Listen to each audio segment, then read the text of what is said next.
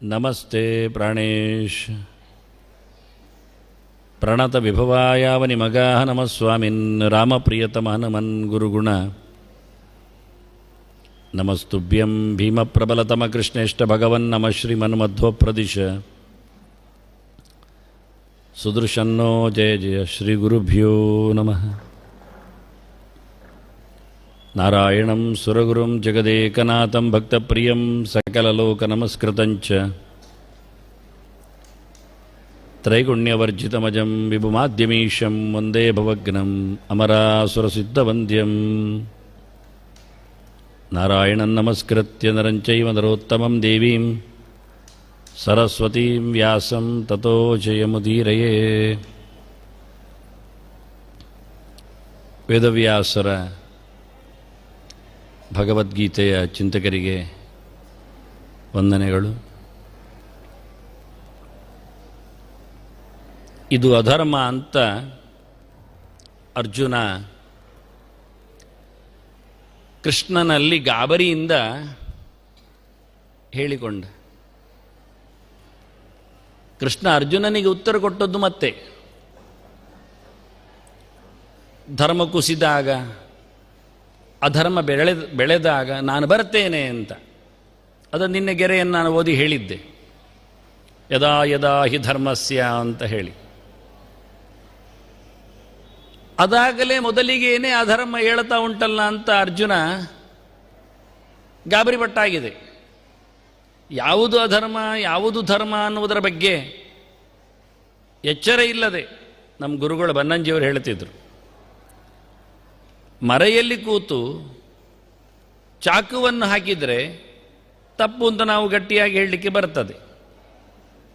ಆದರೆ ಮರೆಯಲ್ಲಿ ಕೂತು ಚಾಕುವನ್ನು ಹಾಕಿದರೆ ತಪ್ಪು ಅಂತ ಹೇಳುವುದು ಅಂತ ಹೇಳಿದರೆ ಅದು ವೈದ್ಯರು ಮಾಡೋದು ಹಾಗೆ. ಅವರೊಂದು ಕೋಣೆಯೊಳಗೆ ಹೋಗಿ ಗ್ಲೌಸ್ ಎಲ್ಲ ಹಾಕಿ ಪರದೆಲ್ಲ ಹಾಕಿ ಮರೆಯಲ್ಲೇ ಕೂತು ಹೊಟ್ಟೆಗೆ ಆಗಿದ್ದವರು ಚಾಕು. ಅದು ಅವನಿಗೆ ಕ್ಯಾನ್ಸರ್ ಗಡ್ಡೆ ಎಲ್ಲ ತೆಗಿಲಿಕ್ಕಿತ್ತು ಅಂತ. ಇದು ತಪ್ಪು ಅಂತ ಹೇಳಿದ್ದೇವೆ. ಸ್ಟೇಟ್ಮೆಂಟ್ ಬರೀ ಓದಿಕೊಂಡ ತಕ್ಷಣ ತಪ್ಪೋ ಸರಿ ಹೇಳಲಿಕ್ಕೆ ಬರುವುದಿಲ್ಲ. ಉದ್ದೇಶವನ್ನು ನೋಡಬೇಕಾಗ್ತದೆ. ಅಲ್ಲಿ ರೋಗಿ ಬದುಕಬೇಕು ಅಂತ ಅವನು ಚಾಕು ಹಾಕಿದ್ದು, ಇಲ್ಲಿ ಮನುಷ್ಯ ಸಾಯಬೇಕು ಅಂತ ಚಾಕು ಹಾಕಿದ್ದು. ಇಷ್ಟೇ ಗೊತ್ತಾಗುವುದಿಲ್ಲ ನಮಗೆ. ಕೆಲವೊಮ್ಮೆ ತ್ಯಜೇದೇಕಂ ಕುಲಸ್ಯಾರ್ತೆ ಅಂತೇಳಿ ಒಬ್ಬನನ್ನು ತೆಗೆದ್ರೇನೆ ಇನ್ನು ಸ್ಲೈಟ್ ಮೇಲಿಗೆ ಹಾಕಲಿಲ್ಲ. ನಾವು 1 ಕೋಟಿ ರೂಪಾಯಿ ಅವನ ಮೇಲೆ ಹೊಡೆದಾಕಿದ್ದೀವಿ. ಈಗ 1 ಕೋಟಿ ರೂಪಾಯಿ ಹೋಯಿತು. ತಲೆಗೆ ದಂಡ ಹಾಕಿದ್ರು ಅವರು, ಸಿಕ್ಕಿದ್ರೆ ಒಳ್ಳೆಯದು ಅಂತ. ಅಂಥ ಸಂದರ್ಭದಲ್ಲಿ ಅದನ್ನು ಕೊಲೆ, ಅಯ್ಯೋ ಹೊಡೆದಾಕಿದ್ರು, ಅವನು ಮಾಡುವ ಕೆಲಸ ಇವ್ರು ಮಾಡಿದ್ರು ಹೇಳಲಿಕ್ಕೆ ಬರುವುದಿಲ್ಲ. ಇಡೀ ಮಾಸ್ ಉದ್ಧಾರ ಆಗುವುದಾದರೆ. ಅದರಿಂದ ಅಧರ್ಮ ಅಂತ ಹೇಳಿಕೊಂಡ ಅರ್ಜುನ ಹೇಗೆ ಹೇಳಿದ? ಅವನ ಲಾಜಿಕ್, ಅವನ ಚಿಂತನೆ, ಅವನ ಬೆಳವಣಿಗೆ, ಅವನ ಯೋಚನೆ, ನನ್ನ ಜನ ಅಂತ ಹೇಳಿಕೊಂಡವ, ಆತ್ಮೀಯವಾಗಿ ಕೇಳಿಕೊಂಡ ಅವನ ಕೃಪೆ, ಇದೆಲ್ಲ ಹೇಗೆ ಪ್ರತಿಷ್ಠೆ ಆಯಿತು? ಅಧರ್ಮಾಭಿಭವಾತ್ ಕೃಷ್ಣ ಪ್ರದುಷ್ಯಂತಿ ಕುಲಸ್ತ್ರೀಯ. ನಿನ್ನೆ ನಾನು ಈ ಶಬ್ದ ಹೇಳದೆ ಹೋಗಿದ್ದೆ, ನಾಳೆ ಹೇಳುತ್ತೇನೆ ಅಂತ. ಮುಂದೇನು ಅಂತ ದೊಡ್ಡ ಪ್ರಶ್ನೆ. ಸಮಾಜದ ಮೇಲೆ ದೊಡ್ಡ ಒಂದು ಹೊಡೆತ, ಯೋಚನೆಯ ಒಂದು ಬಹಳ ದೊಡ್ಡದಾದ ಬಿರುಗಾಳಿ ಅರ್ಜುನ ಎಬ್ಬಿಸಿಯೇ ಬಿಟ್ಟ. ಎಷ್ಟು ಮೃದು ಅರ್ಜುನ ಅಂತ ಅರ್ಥ ಆಗ್ತದೆ, ಎಷ್ಟು ಅವನು ಸಾಮಾಜಿಕ ಅಂತ ಅರ್ಥ ಆಗ್ತದೆ. ಸ್ವಜನ ಅಂತ ಹೇಳುವ ಮೂಲಕವೇ 10 ಮುಖದ ಜನರನ್ನು ನನ್ನವರು ಅಂತ ಹೇಳುವ ಮೂಲಕವ, 10 ಅಂದರೆ ಎಲ್ಲ ಅಂತ ಆಯಿತು ಅಂತ ಅರ್ಥ. ದಶೇತಿ ಸರ್ವಮುದ್ದಿಷ್ಟಂ ಸರ್ವಂ ಪೂರ್ಣಮಿಹೋಚ್ಯತೆ ಅಂತ. ಆದ್ದರಿಂದಲೇ ಸಂಜೆ ಹೇಳುವಾಗ ಸರ್ವಾನ್ ಬಂಧೂನ್ ಅವಸ್ಥಿತಾನ್ ಅಂತ ಹೇಳಿಬಿಟ್ಟವ. ಎಲ್ಲರೂ ಬಂದಿದ್ದಾರೆ ಅಂತ ಹೇಳಿ ಎಲ್ಲ ಮುಖದವರನ್ನು ನೋಡಿದ್ದಾನೆ ಅರ್ಜುನ. ಯಾರನ್ನು ಗಮನಿಸದೆ ಬಿಟ್ಟಿಲ್ಲ. ಸಮಷ್ಟಿಯಾಗಿ ಹಿತೈಷಿಗಳನ್ನು ಒಂದೇ ಶಬ್ದದಿಂದ ಹೇಳಿಬಿಟ್ಟಿದ್ದಾನೆ. ಬಿಟ್ಟು ಹೋಗಲಿಕ್ಕೆ ಆಗುವುದಿಲ್ಲ ಮತ್ತೆ ಆ ಶಬ್ದ ಹೇಳುತ್ತಾ, ನನ್ನವರು ಅಂತ ಹೇಳುವ ಮೂಲಕ. ಯಾರು ಹೇಳ್ತಾರೆ ಹಾಗೆ? ಅರ್ಜುನನಿಗೆ ಒಂದು ಬಹಳ ಸುಂದರವಾದ ಒಂದು ಹೆಸರಿದೆ, ಬೀಭತ್ಸು ಅಂತ. ಹೆಸರು ಹೇಳುವಾಗ ಸ್ವಲ್ಪ ಕಷ್ಟ ಆಗ್ತದೆ. ಬೀಭತ್ಸು ಎನ್ನುವುದು ಬೀಭತ್ಸ ಎನ್ನತಕ್ಕಂಥ ಒಂದು ಶಬ್ದ ಇದೆ. ಅದು ನಾಟ್ಯದಲ್ಲಿ ಬರ್ತದೆ, ರಸದಲ್ಲಿ ಬರ್ತದೆ, ತಿನ್ನುವುದರಲ್ಲಿ ಅಲ್ಲ, ಕುಣಿಯುವುದರಲ್ಲಿ. ಶೃಂಗಾರ, ವೀರ, ಕರುಣ, ಅದ್ಭುತ, ಹಾಸ್ಯ, ಭಯಾನಕ, ಭೀಭತ್ಸ, ರೌದ್ರ, ಶಾಂತ ಅಂತ ಹೇಳಿ ನವರಸಗಳ ಬಗ್ಗೆ ಮಾತಾಡುವಾಗ ಒಂದು ರಸ ಭೀಭತ್ಸ ರಸ ಅಂತ. ಭೀಭತ್ಸ ರಸ ಅಂದರೆ ಗಲೀಜು ಅಂತ ಅರ್ಥ. ನೋಡಲಿಕ್ಕೆ ಆಗುವುದಿಲ್ಲ, ಕೇಳಲಿಕ್ಕೆ ಆಗುವುದಿಲ್ಲ ಅಂತ, ಅಸಹ್ಯ ಪಡಬೇಕಾದ್ದು ಅಂತ ಅರ್ಥ. ಹೆದರಿಕೊಳ್ಳುವಂಥದ್ದು, ನಗುವಂಥದ್ದು, ಖುಷಿ ಪಡುವಂಥದ್ದು ಎಲ್ಲ ಅಲ್ಲವೇ ಅಲ್ಲ, ಡಿಫರೆಂಟ್. ನೆತ್ತರು, ಹೊಡೆದಾಟ, ಹಿಂಸೆ ಇವೆಲ್ಲ ಬಂದಾಗ ಬೀಭತ್ಸಿತವಾಗ್ತದೆ. ಹೊಲಸು, ಹೇಸಿಗೆ ಎಲ್ಲ ಸಿಕ್ಕಿದಾಗ ಅರ್ಜುನನಿಗೀಗೊಂದು ಹೆಸರಿಟ್ರ ಅಂತ ಅನಿಸ್ತದೆ. ಮತ್ತೆ ಗಲೀಜಿನವ, ಹೇಸಿಗೆವ, ವಾಸನೆ ಬರುವವ ಅಂತ ಅಲ್ಲ ಅಂತ. ಅವನ ಹೆಸರಿನ ವಿಶೇಷತೆ ಅವನು ಉತ್ತರ ಕುಮಾರನ ಹೇಳ್ತಾನೆ.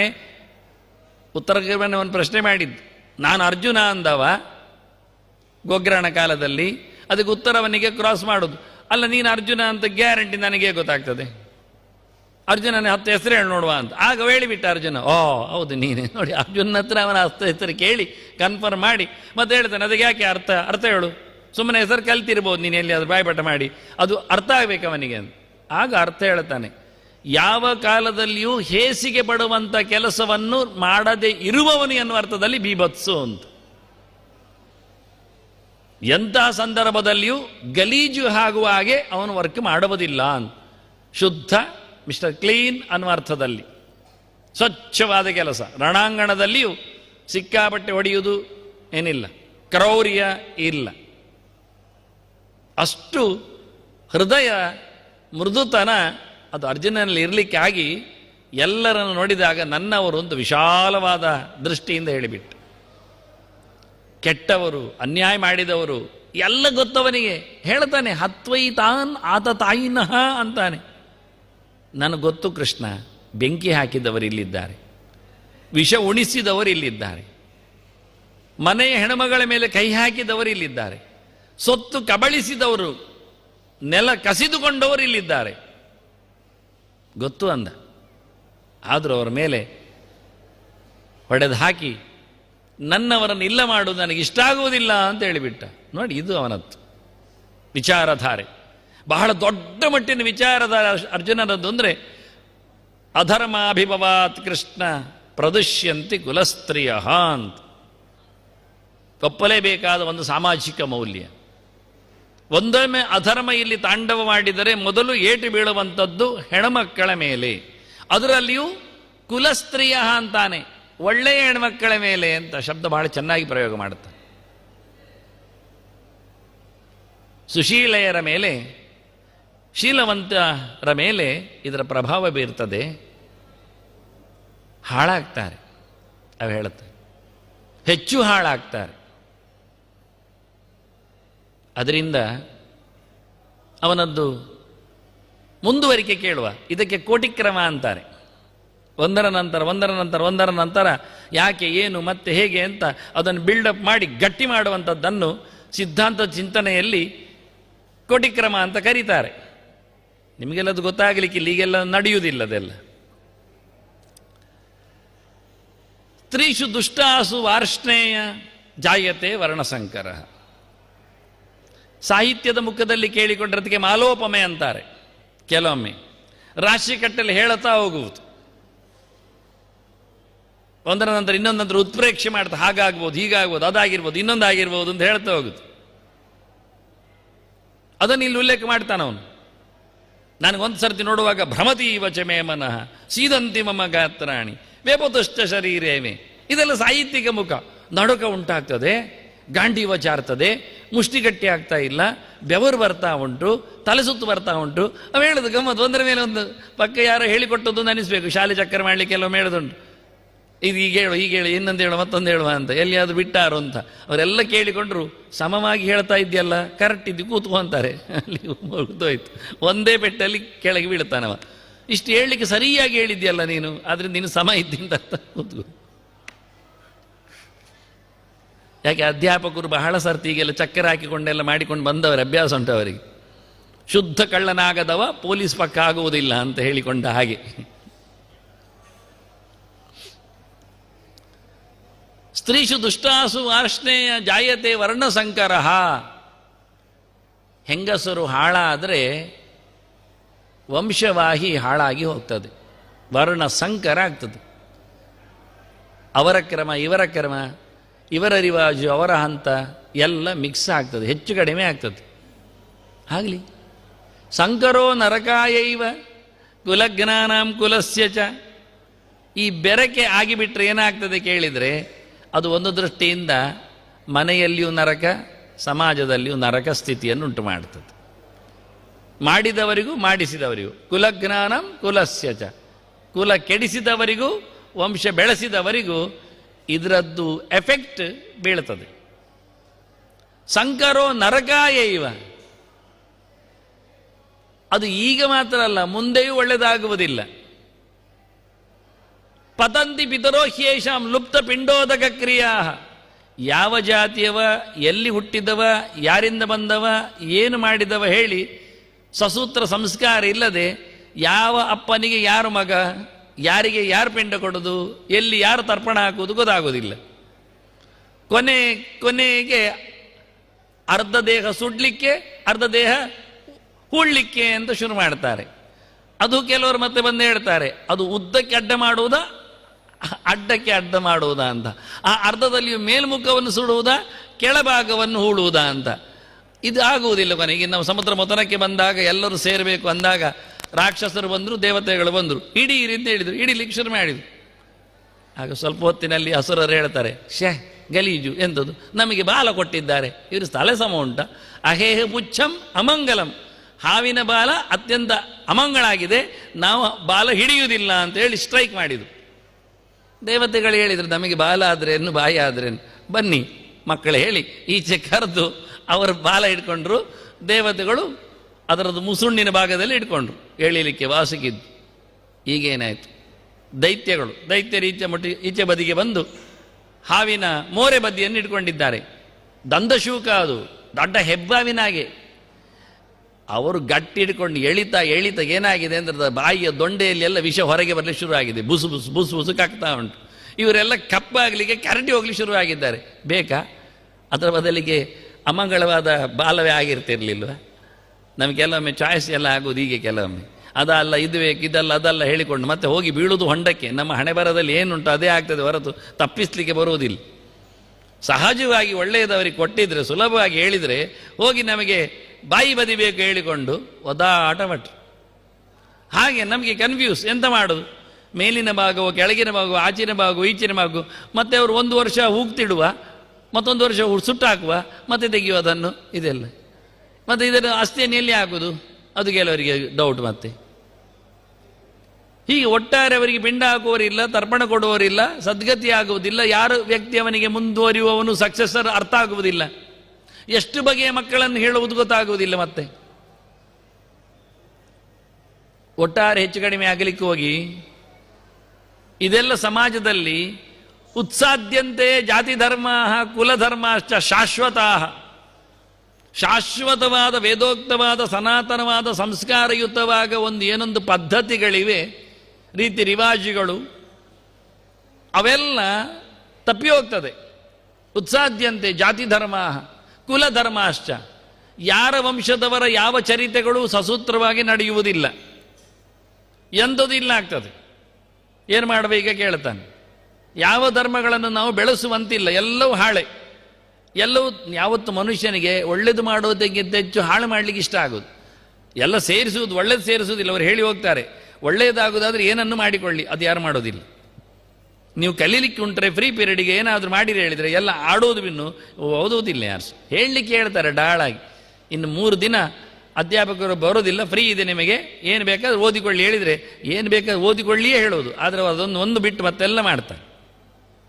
ಕ್ರಮವೇ ಹಾಗೆ. ಒಳ್ಳೇದು ಮಾಡಲಿಕ್ಕೆ ಯಾರು ಹೋಗುವುದೇ ಇಲ್ಲ. ಅದನ್ನು ಹಾಳನ್ನು ಎಷ್ಟು ಬೇಕಾದರೂ ಸೇರಿಸ್ತಾರೆ.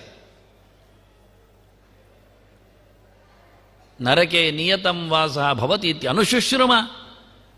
ಇಂಥದ್ದೆಲ್ಲ ಹೆಚ್ಚು ಕಡಿಮೆ ಆದರೆ ಖಂಡಿತವಾಗಿ ಹೊಂಡಕ್ಕೆ ಬಿಡ್ತಾನೇನು ನಾವು ಕೇಳಿ ಆಗಿದೆ. ಅಹೋ ಬತ ಮಹತ್ ಪಾಪಂ ಕರ್ತಂ ವ್ಯವಸಿತ ವಯಂ. ಖಂಡಿತವಾಗಿಯೂ ನಾವು ಪಾಪ ಮಾಡಲಿಕ್ಕೆ ಹೊರಟದ್ದು.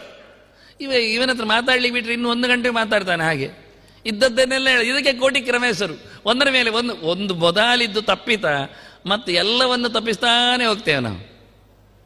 ಲಾಜಿಕ್ ಅಂದರೆ ಹಾಗೆ. ಕಾಲು ತಪ್ಪಿಸುವ ಕೆಲಸ ಎಲ್ಲರೂ ಮಾಡೋದು ಅದನ್ನೇ. 2 ಬಾಯಿಯವರು, 2 ಬಾಯಿ ಅಂದರೆ ಈ ಟೈಪ್ ಆಗ್ತಾರಲ್ಲ ಅವರು. ಎತ್ತ ಬೇಕಾದ್ರೆ ಎತ್ತ ಮಾತಾಡ್ತಾರೆ, ಹೇಗೆ ಬೇಕೋ ಹಾಗೆ ಹೇಳ್ತಾರೆ. ಒಟ್ಟು ತಪ್ಪಿಸಬೇಕು, ತಪ್ಪಿಸುವುದರಲ್ಲೇ ಅವರದ್ದು ಕಲಿಕೆ. ಎಲ್ಲ ಕಡೆ ಹಾಗೆ. ಅದು ನೀವು ಯೋಚನೆ ಮಾಡಿ, ಸಮಾಜದ ಮೇಲೆ ಬಹಳ ಟೋಟಲಿ ಹೇಳಿದ್ದು ಹೊರಟದ್ದೆ ಅಂತ ಕೇಳಿದರೆ ಹೆಣ್ಣುಮಕ್ಕಳ ಕತೆ. ಎಂಥದ್ದು ಮಾರಾಯರೆ, ರಣಾಂಗಣದಲ್ಲಿ ಕೂತು ಹೋರಾಟಕ್ಕೆ ಬಂದವನಿಗೆ ಮನೆ ಮಂದಿಯ ಸಹವಾಸ ಯಾಕೆ? ಹೌದಲ್ಲ ಮತ್ತೆ ನಿಂಗೆ ಹೆಣ್ಮಕ್ಕಳ ವಿಷಯ ಎಂಥದಕ್ಕ ಎಲ್ಲರೂ ಕೇಳೋದು ಹಾಗೆ. ಹೌದಲ್ಲ ಮತ್ತೆ ಎಂತ ಮಾತಾಡಿದವ? ಅವ ಕುಲಸ್ತ್ರೀಯರ ಬಗ್ಗೆ ಮಾತಾಡಿದ್ದಾನೆ. ರಣಾಂಗಣದಲ್ಲಿ ಬಂದದ್ದೆಲ್ಲ ಯಾರು ಹೇಳಿಕೊಂಡಲ್ಲವಾ? ಪಿತೃನತ ಪಿತಾಮಹಾನ್, ಪುಲ್ಲಿಂಗವೇ ಹೇಳಿದ್ದವ ಎಲ್ಲ.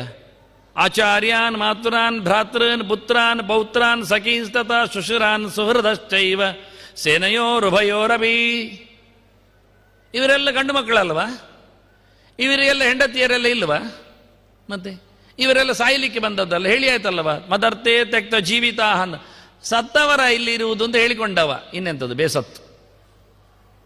ಇನ್ನವರ ಕತೆ ಎಂಥದ್ದು? ಹೆಂಗಸರದ್ದು. ಅರ್ಜುನ ಓಡಿದ್ದಲ್ಲಿಗೆ, ಊರಿನ ಕಡೆಗೆ, ನಾಳೆಯ ಕತೆಗೆ. ಹೋರಾಟ ನಡೀತದೆ, ಅಸ್ತ್ರಗಳೆಲ್ಲ ನಮ್ಮಲ್ಲಿ ಕೂತಿವೆ. ಅದಕ್ಕೆ ಮೊದಲು ಹೇಳಿದ್ದು ತಯಾರಿ ಮಾಡಬೇಡಿ ಎಂಥದ್ದು ಬಾಂಬ್, ಪ್ರಯೋಗ ಮಾಡಿ ನೋಡಬೇಡಿ ಎಂಥದ್ದು ಬಾಂಬ್. ಯಾಕೆ ಕೇಳಿದರೆ, ಇನ್ನು ಒಂದಲ್ಲ ಒಂದು ದಿನ ಪ್ರಯೋಗ ಮಾಡಿದ್ದೇನೋ ಸರಿ ಉಂಟು, ಆದರೆ ಮನುಷ್ಯ ಹೋಗ್ತಾನೆ ಇಲ್ಲೋ ನೋಡ್ತಾನೋ.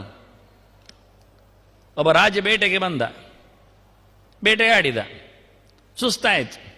ಒಂದು ಆಶ್ರಮ ನೋಡಿದ, ನೀರು ಕೇಳಿದ, ಕುಡ್ದ, ಖುಷಿಯಾಯಿತು, ಜಗಲಿ ಇತ್ತು.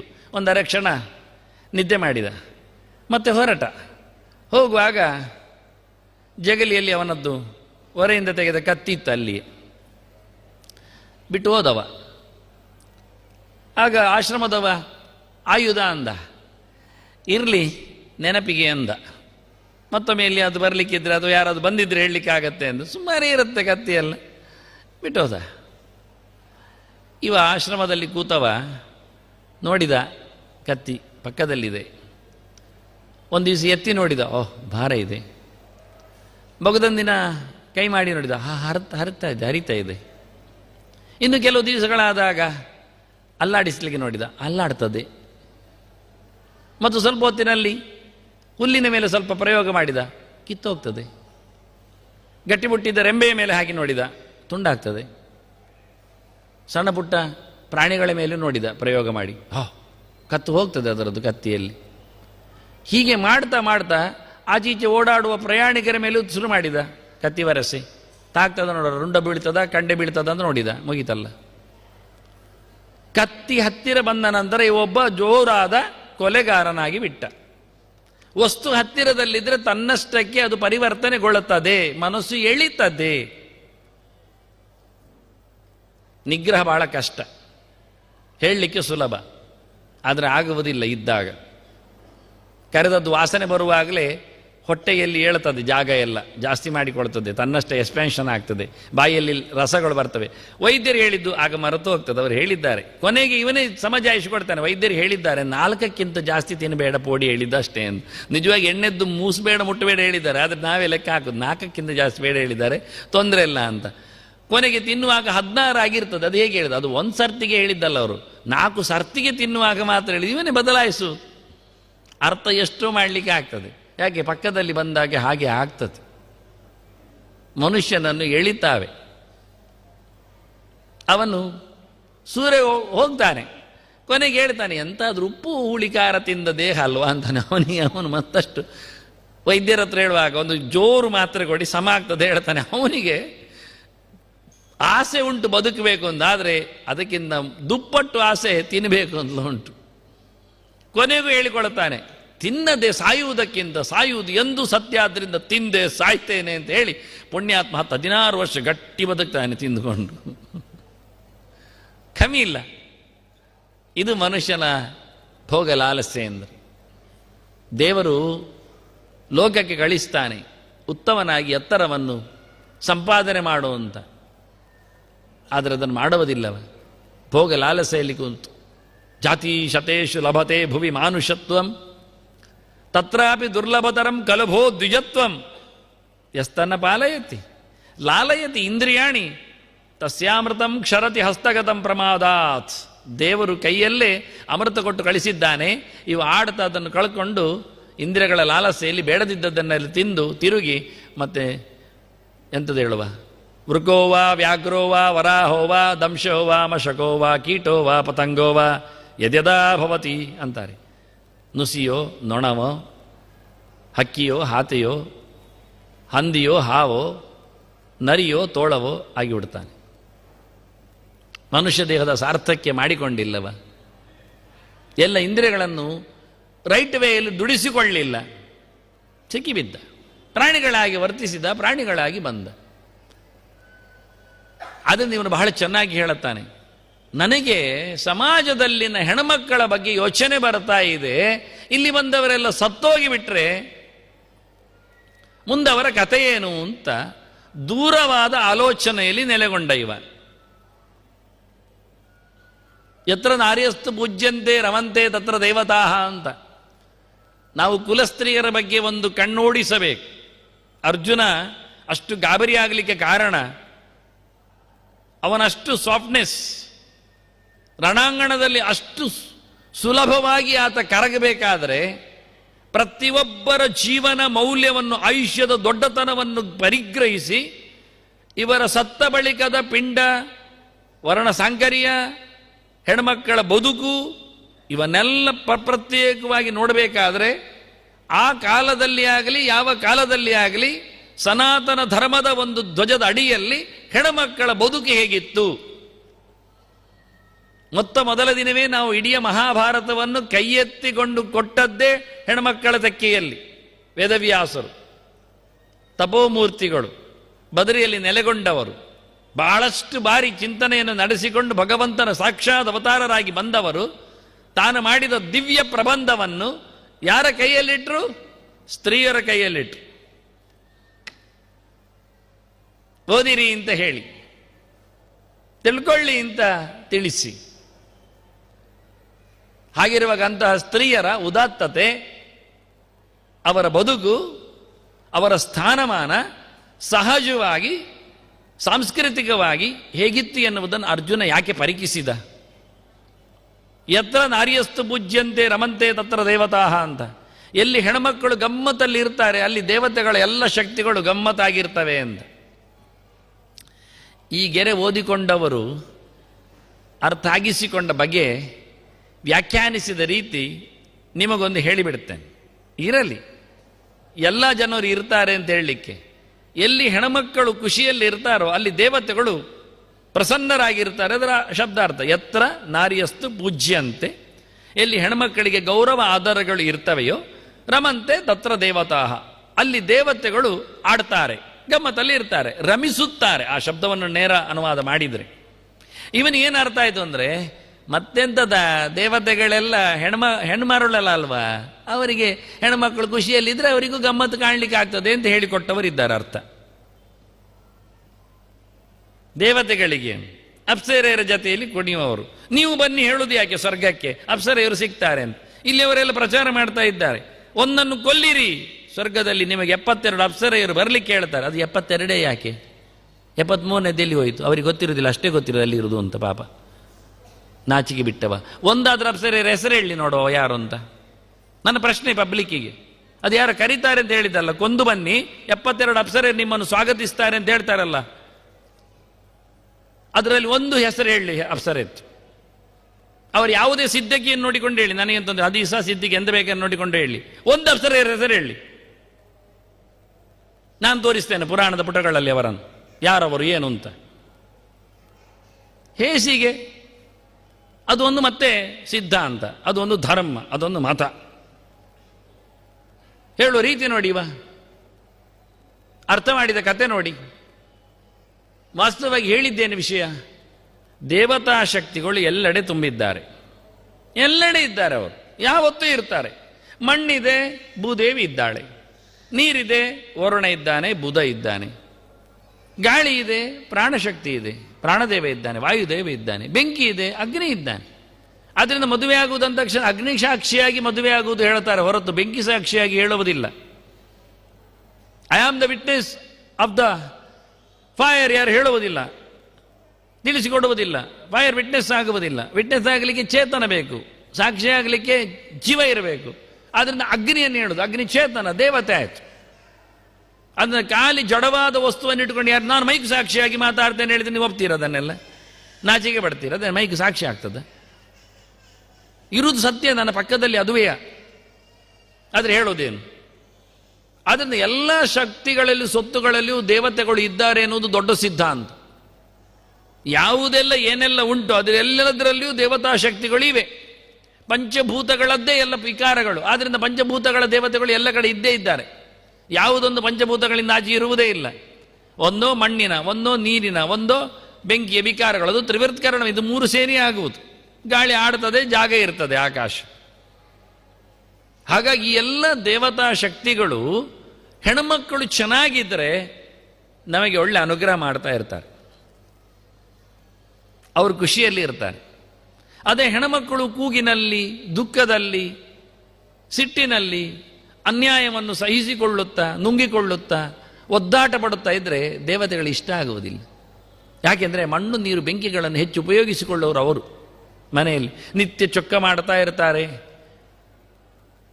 ನೀರು ತಂದು ಹಾಕ್ತಾರೆ, ಊಟಕ್ಕೆ ತಯಾರಿಸ್ತಾರೆ. ಇದೆಲ್ಲ ಅವರ ಮನೆಯಲ್ಲಿ ಇರತಕ್ಕಂಥ ಹೆಚ್ಚು ಕೆಲಸಗಳಾದ್ರಿಂದ ಈ ಎಲ್ಲ ಪಂಚಭೂತಗಳ ಜೊತೆಯಲ್ಲಿ ಹೆಚ್ಚು ಆಡುವುದು, ಉಪಯೋಗಿಸಿಕೊಳ್ಳುವುದು ಸಹಜವಾಗಿ ಇರಲಿಕ್ಕೆ ಹೋಗಿ. ಹಾಗಾಗಿ ಅವರು ಹೇಳ್ತಾರೆ, ಎಲ್ಲಿ ಹೆಣ್ಣು ಮಕ್ಕಳಿಗೆ ಆನಂದವಾಗಿರ್ಲಿಕ್ಕೆ ಬಿಡ್ತೀರೋ ಅಲ್ಲಿ ದೇವತೆಗಳು ನಿಮ್ಮ ಮೇಲೆ ದೊಡ್ಡ ಅನುಗ್ರಹ ಮಾಡ್ತಾ ಇರ್ತಾರೆ. ಅದೇ ಕಾಡಿಗೆ ಹೊರಟ 16 ವರ್ಷದ ರಾಮಚಂದ್ರ ವಿಶ್ವಾಮಿತ್ರ ಹೆಜ್ಜೆ ರಕ್ಷಣೆ ಮಾಡಬೇಕು ಹೇಳಿದಾಗ ಬಂದಿರತಕ್ಕ ಮಲಮೂತ್ರ ಹಾಕುತ್ತಿರುವ ತಾಟಕೆಯನ್ನು ತೋರಿಸಿ ಹೊಡಿಮಾರಾಯ ಅಂದರೆ ಯಾರವಳು ಅಂತಾನೆ. ಸುಂದೋಪಸುಂದರತ್ತು ಪ್ರೊಡಕ್ಷನ್ ಅನ್ಯಾಯ ಮಾಡ್ತಾ ಉಂಟು ಇಲ್ಲಿ, ಮುಗಿಸಿಬಿಡು. ಅಲ್ಲ, ಸ್ತ್ರೀಯರನ್ನು ಹೊಡಿಲಿಕ್ಕೆ ಬರ್ತದ ಇವ ಕೇಳುದು ರಾಮಚಂದ್ರ. ಹಾಗೆಲ್ಲ ಇಷ್ಟೊಂದು ಪುರಾಣ ಕೊಡಬೇಕಾಗತ್ತೆ ಅವನಿಗೆ, ಎಂಥದಕ್ಕೆ ಏನು ಕತೆ ಅಂತ. ನಾವೆಷ್ಟೋ ಅವರನ್ನು ತಡಿಲಿಕ್ಕೆ ಆಗತ್ತೆ, ಹೊಡೆಯದೇ ಇದ್ರೆ ಆಗುವುದೇ ಇಲ್ಲ, ಆದರೆ ಹೊಡಿಬೇಕಾಗತ್ತೆ. ಎಲ್ಲ ಸುಮಾರು ವಾದ ಮಾಡುತ್ತಾನವ. ಹಾಗೆ ಹೆಣ್ಣುಮಕ್ಕಳ ಬಗ್ಗೆ ಬಹಳ ಸುಂದರವಾದ ಸ್ಥಾನಮಾನ ಕೊಟ್ಟು ಅವರನ್ನು ಯಾವುದೇ ರೀತಿಯಿಂದ ತೊಂದರೆ ಒಳಗೆ ಆಗದಂತೆ ಮಾಡಬೇಕೆನ್ನುವ ನೆಲೆಯಲ್ಲಿ, ಯಾಕೆಂದರೆ ಪುರಾಣಗಳ ಪುಟಗಳು ಚಂದ ಮಾತಾಡಿವೆ. ಯೋಷಿತಃ ಪ್ರಕೃತೇರಂಶಾಃ, ಪ್ರಕೃತಿ ಮಾತೆಯ ಮಹಾಲಕ್ಷ್ಮಿಯ ಅಂಶಭೂತರಾದವರು ಹೆಣ್ಮಕ್ಕಳು. ಉಳಿಸಿಕೊಳ್ಬೇಕು ನಾವು ಯಾರು ಅಂತ ಕೇಳಿಕೊಂಡಾಗ ನಮ್ಮೊಳಗೆ ಮಹಾಲಕ್ಷ್ಮಿ ಇದ್ದಾಳೆ ಹೇಳಿಕೊಳ್ಳುವಷ್ಟು ಗತ್ತು ಗಾರಿಕೆ ನಮ್ಮಲ್ಲಿ ಬೇಕು. ವೇಷಭೂಷಣಗಳಲ್ಲಿ, ಭಾಷೆ ವೇಷಗಳಲ್ಲಿ ಎಲ್ಲ ನೋಡಿಕೊಂಡಾಗ ಓಹ್ ಅಂದದ್ರೆ ಖಂಡಿತವಾಗಿಯೂ ದೇವತೆಗಳಿಗೆ ಖುಷಿಯಾಗುತ್ತೆ. ಆದರೆ ಮನೆ ಮಂದಿಗಳಲ್ಲಿ ಎಲ್ಲ ಬಟ್ಟೆ ಬಿಸುಡಿಕೊಂಡು ಅಲಂಕಾರ ತೆಗೆದುಕೊಂಡು ಇರಬೇಕು ಎಂದು ಎಲ್ಲಿಯೂ ಹೇಳುವುದಿಲ್ಲ ಶಾಸ್ತ್ರಕಾರರು. ಎಲ್ಲಿ ಇರ್ಲಿಕ್ಕೆ ಆಗುವುದೇ ಇಲ್ಲ. ಹಿಂದೆ ಕೂಡು ಕುಟುಂಬಗಳು, ಜಾಯಿಂಟ್ ಫ್ಯಾಮಿಲಿ, ಎಲ್ಲರೂ ಇದ್ದಾರೆ. ಅಕ್ಕ ತಂಗಿಯರು ಇದ್ದಾರೆ, ಅಣ್ಣ ತಮ್ಮಂದಿರಿದ್ದಾರೆ, ಅವರ ಮಕ್ಕಳೇ ಇರ್ತಾರೆ, ಸುಮಾರು ಜನ ಇರ್ತಾರೆ. ಕೆಲವು ಮನೆಗಳಲ್ಲಿ 30-40 ಎಲೆಗಳು ಊಟಕ್ಕಾಗುವ ಆಗಿರ್ತದೆ. ಆಗೇನಾದರೂ ಹೆಚ್ಚು ಕಡಿಮೆ ಮೇಲೆ ಇರಲಿಕ್ಕೆ ಬರ್ತದ? ಪ್ರತಿಯೊಬ್ಬರು ಹೊರಟುಕೊಂಡೆ ಚಂದವಾಗಿಯೇ ಇರಲಿಕ್ಕೆ, ವೇಷಭೂಷಣಗಳಲ್ಲಿ ಅಲಂಕಾರ ಮಾಡಿಕೊಂಡಿರಲಿಕ್ಕೆ. ಹಾಗಾಗಿ ಎಲ್ಲ ಆಭರಣಗಳು ಹಾಕ್ಕೊಳ್ಳಿಕ್ಕಿರುವುದು, ತಿಜೋರಿಯಲ್ಲಿ ಇಡ್ಲಿಕ್ಕಿರುವುದಲ್ಲ. ಒಂದೊಮ್ಮೆ ನಮ್ಮದು ಎಲ್ಲಿಯಾದರೂ ತಿಜೋರಿಯಲ್ಲಿಯೋ ಲಾಕರಲ್ಲಿ ಇಡ್ಲಿಕ್ಕೆ ಆಭರಣಗಳಾಗಿದ್ದರೆ ಒಂದಂಶ ಅದನ್ನೆಲ್ಲ ಬೇರೆ ಮಾರಿ ಏನಾದರೂ ಮಾಡಿ ಈ ಶೋ ರೂಮ್ಗಳಲ್ಲಿ ಇಲ್ಲವ ಅಂಗಡಿಗಳಲ್ಲಿ ಅದೆಲ್ಲ ಇದ್ದದ್ದನ್ನು ನಮ್ದು ತಿಳ್ಕೊಂಡ್ರೆ ಅದಷ್ಟೇ ಸುಲಭ, ದುಡ್ಡು ಖರ್ಚಿಲ್ಲದೆ. ನೀವು ಮಾಡೋದು ಅದನ್ನೇ ಆಗಿದ್ರೆ ನಾವು ಅಡಗಿಸಿರೋದ್ರಿಂದ ನೋಡ್ಲಿಕ್ಕೂ ಸಿಗುವುದಿಲ್ಲ. ಲಾಕರಲ್ಲಿ ಇದ್ರೆ ದಿನ ನೋಡ್ಲಿಕ್ಕೂ ಆಗುವುದಿಲ್ಲ. ಶೋರೂಮಲ್ಲಿ ಆದರೆ ಪೇಟೆಗೆ ಹೋಗುವ ದಿನ ನೋಡ್ಲಿಕ್ಕಾದ್ರೂ ಸಿಗ್ತದೆ. ಎಲ್ಲ ಅದೆಲ್ಲ ನಮ್ಮದು ಅಂತ ತಿಳ್ಕೊಂಡಿರ್ತ ನಾವು ಮಾಡೋದೇ ಆದರೆ ಅವ್ರು ಮಾಡಿದ್ದನ್ನೇ ಮತ್ತೆ ಅದೆಲ್ಲ ನಮ್ಮದೇ ಹೇಳಿದ್ರೆ ನಮಗೆ ಸಮಸ್ಯೆನೇ. ನಾವು ಹಾಕೊಳ್ಳೋದೇ ಇಲ್ಲ. ಆದರೆ ಇನ್ನು ಕೆಲವರು ತೆಗೆಸಿಟ್ಟದ್ದು ಒರಿಜಿನಲ್, ಹಾಕೊಳ್ಳೋದೆಲ್ಲ ಡೂಪ್ಲಿಕೇಟ್. ಅದೊಂದು ರೋಗ ಶುರುವಾಗಿದೆ. ಒಳಗಿರೋದು ಬಂಗಾರದುಂಟು, ಆದರೆ ಹಾಕೊಳ್ಳೋದೆಲ್ಲ ಬಂಗಾರದ್ದಲ್ಲ, ರೋಲ್ಡ್ ಗೋಲ್ಡ್. ಯಾರಾದರೂ ಕದ್ರೆ ಅಂತ, ಅದು ಈ ಸಾಯುವವರೆಗೂ ಅದೇ ಯೋಚನೆ, ಯಾರಾದರೂ ಕದ್ರೆ ಅಂತ. ಆದ್ದರಿಂದ ಮನೆಯೊಳಗಿದ್ದದ್ದು ಹಾಗೆ ಕದ್ದೇ ಹೋಗಿರ್ತದೆ, ಗೆದ್ದಲು ತಿಂದು ಹೋಗಿರ್ತದೆ. ಇವರು ರೋಲ್ಡ್ ಗೋಲ್ಡ್ ಹಾಕೊಂಡೇ ತಿರುಗಿ ಬಂದದ್ದೇ ಬಂತು.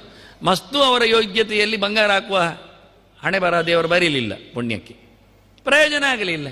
ಯಾವುದು ಉಪಯೋಗಕ್ಕೆ ಬರ್ತದನ್ನು ಮಾತ್ರ ಮಾಡಿಕೊಳ್ಳಿ. ಅವ್ರು ಹೇಳಿದರು ಎಲ್ಲ ಆಭರಣಗಳಿಂದ ತುಂಬಿಕೊಂಡು, ಕಿವಿಯ ಆಭರಣಗಳು, ಕುತ್ತಿಗೆ ಆಭರಣಗಳು, ಸೊಂಟದ್ದು, ಕೇಯೂರಗಳು, ಇವನ್ನೆಲ್ಲ ಬಹಳ ಚೆನ್ನಾಗಿ ಹಿಂದೆ ಸರ್ವಾಭರಣ ಭೂಷಿತೆಯರನ್ನಾಗಿಸಿಕೊಳ್ಳಿದ್ರು ಅವರನ್ನು. ಇವತ್ತೆಲ್ಲ ಬೋಳು ಮಾಡಿಕೊಂಡು, ಅದು ಹೇಳಬಾರ್ದಿತ್ತು ಶಬ್ದ, ಹಾಗೆಲ್ಲ ಆಗಿಸಿಕೊಂಡು ಇರ್ತಾರೆ ಅವರು. ಕುತ್ತಿಗೆಯಲ್ಲಿಯೂ ಇಲ್ಲ, ಕೈಯಲ್ಲಿಯೂ ಇಲ್ಲ, ಹಣೆಯಲ್ಲಿಯೂ ಇಲ್ಲ, ಕಾಲುಗಳಲ್ಲಿ ಇಲ್ಲ. ಎಷ್ಟು ಚೆನ್ನಾಗಿತ್ತು ಹಿಂದೆ ಅಂದರೆ ಅದನ್ನೇ ಹೇಳಿದ್ರು ಅವರು. ಇನ್ನೊಂದು ಮುಖದಿಂದ ನೋಡಿದರೆ ಹೆಂಗಸರು ಮನೆಯಲ್ಲಿ ಓಡಾಡಿಕೊಂಡಿದ್ರೆ ಗುಡಿಸುವುದಾಗಿರಲಿ, ಬಾಗಿಲು ತೆಗೆಯುವುದಾಗಿರಲಿ, ಹೊಸ್ತಿಲು ಬರೆಯುವುದಾಗಿರಲಿ, ನೀರು ತರುವುದಾಗಿರಲಿ, ದನ ಕರೆಯುವುದಾಗಿರಲಿ, ಯಾವುದಕ್ಕಾದ್ರೆ ಹೆಂಗಸರು ಓಡಾಡ್ತಾ ಇದ್ರು. ಅವ್ರ ಮನೆಯಲ್ಲಿ ಆಗಿರತಕ್ಕಂಥ ಕಿಂಕಿಣಿಗಳು, ಜಾಲರಿಗಳು, ಗೆಜ್ಜೆಗಳು ಸೌಂಡ್ ಮಾಡ್ತವೆ. ಆಗಮಾರ್ತಂತು ದೇವಾನಾಂಗಮನಾರ್ತಂತು ರಕ್ಷಸಾಂದು ಸೌಂಡ್ ಮಾಡಿದ ತಕ್ಷಣ ದೇವತೆಗಳು ಬರ್ತಾರೆ, ರಕ್ಕಸರು ಓಡ್ತಾರೆ, ಕೆಟ್ಟ ಶಕ್ತಿಗಳು ಹೋಗ್ತಾರೆ, ಡೆವಿಲ್ ಫೋರ್ಸಸ್ ಇಲ್ಲ ಆಗ್ತದೆ. ಇದು ಸಹಜವಾಗಿ ರಮಂತೆ ತತ್ರ ದೇವತಾ ಹೇಳಿದವನದನ್ನೇ. ಶುದ್ಧವಾದ ಓಂಕಾರದ ಸ್ವರಗಳು. ಕೃಷ್ಣನ ಗೋಕುಲದಲ್ಲಿ ಯಶೋದೆ ಚೆನ್ನಾಗಿ ಬೆಳಿಗ್ಗೆದ್ದು ಬೆಣ್ಣೆ ಕಡದ್ಲಂತೆ.